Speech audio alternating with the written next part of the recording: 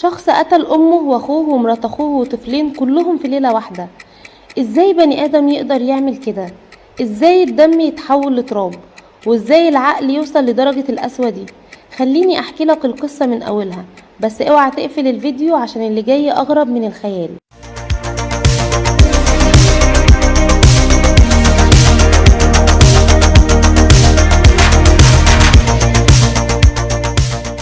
في جرايم بتحصل بسبب الحب، وفي جرايم بتحصل بسبب الانتقام، بس في جريمة حصلت بسبب الطمع. جريمة ما كانش ليها اي رحمة ولا حتى نقطة شفقة واحدة. في قرية هادية في ابو النمرس صحي الناس على ابشع خبر ممكن يتقال. المتهم اسمه احمد، شاب في العشرينات، ساكن مع اسرته في بيت بسيط في منطقة كفر المنفي التابع لابو النمرس. الحياة ما كانتش مثالية بس كانت ماشية. امه ست بسيطة واخوه متجوز وعنده طفلين صغيرين، والكل كان عايش تحت سقف بيت واحد. لكن في يوم اتفتح باب جهنم. احمد دخل في مشاكل مع اخوه بسبب الورث. كان عايز يبيع البيت وياخد نصيبه، بس اخوه رفض وقال له مش هنرمي املنا في الشارع.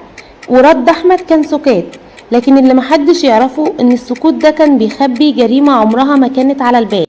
وفي ليلة سودة دخل أحمد على أمه وهي نايمة، مسك السكينة وطعنها طعنة وراها التانية. ست كبيرة ما قدرتش حتى تصرخ. وبعدها راح على أخوه شافه، حاول يمنعه، صرخ، اتخانق معاه، بس أحمد ما كانش شايف قدامه وخلص عليه. مرات أخوه كانت بتصحي العيال، صرخت لما شافته، حاولت تجري، لكن الطعنات كانت أسرع من رجليها.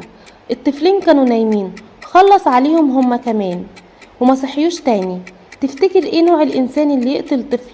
طفل ما بيعملش حاجة غير انه بيلعب ويضحك، بس بالنسبة له كلهم كانوا عائق ولازم يتشالوا عشان ياخد البيت لوحده. الصبح الجيران شموا ريحة غريبة من البيت، اتصلوا بالشرطة ولقوا المشهد اللي حتى الضباط نفسهم وقفوا قدامه مش مصدقين. جثث في كل حتة، دم في كل ركن، والقاتل واقف فوق البيت بيتفرج من الشباك ساكت. اعترف بكل حاجة وقال انا كنت عايز حقي. بس السؤال هنا، هو الورث كان يستاهل تدفع ارواح خمسة من لحمك ودمك؟ هو الطمع ممكن يعمل قلب للدرجة دي، ولا جوه كل بني ادم في شيطان صغير مستني اللحظة اللي يخرج فيها؟ دي كانت جريمة ابو النمرس.